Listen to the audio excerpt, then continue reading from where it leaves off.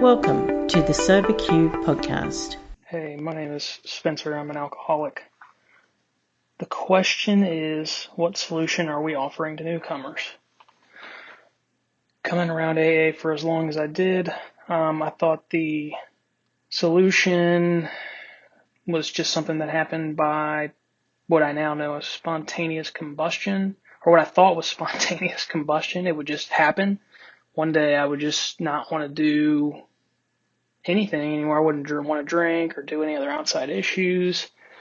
And I floundered around in that, in and out or around AA for, almost a decade.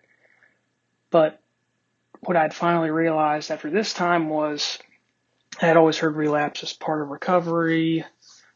So it gave me the out to, just relapse and be like, okay, I'm back and, I'm here for another couple months and it'd be good. I'd be accepted with open arms. I finally got hooked into this group of people where they told me that, relapse does not have to be a part of recovery. It's not. You don't ever have to drink again. You don't ever have to use again, et cetera, et cetera. And that was the first time I'd ever heard anybody say those things. And then working through the book, on the title page, the book says how thousands of men and women have recovered from alcoholism. And I didn't know what recovered meant at the time. I had no idea. But it was described to me as, I will always be alcoholic, but I've recovered from a seemingly hopeless state of mind and body. And if you're anything like me, a seemingly hopeless state of mind and body is wanting to stop but can't. And when I start having no control over what I do or what goes into my body, and they told me, you don't ever have to do that ever again. It was the first time I had ever heard that. And so the solution I offer to newcomers is that you don't ever have to do any of that stuff ever again. There's a simple plan of directions laid out in the big book.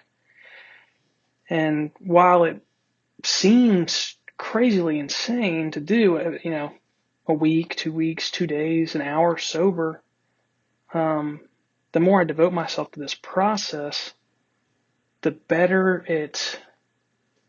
my life gets and the easier it is to hear what I like to call God these days.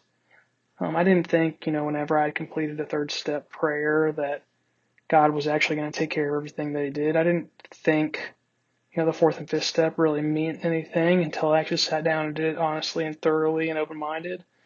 I thought I was going to know what everyone was going to say back to me when I made amends. And that was just not true. I didn't have any experience of prayer or meditation, and they've been the most gratifying things that I can do in my downtime today. And then I offer that you can go and watch the lights come on in someone else's eyes like other people saw happen to me. And that's what the book says, something you won't want to miss. We have a fellowship growing up about us, and the most beautiful thing to me is watching that light come back on in other people's eyes. It hasn't been there for so long. And whether it's 1 out of 50 that works, that 1 out of 50 is enough to make me keep wanting to do this. It's probably the most beautiful thing I've ever experienced. But that's what I have to offer to newcomers. That's the solution AA offers. You never have to drink again. And you can be a part of something that's bigger than yourself. And you can watch the light come back on. Thank you, guys.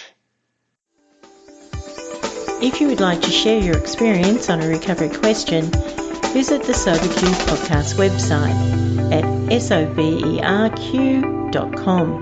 Thanks for listening.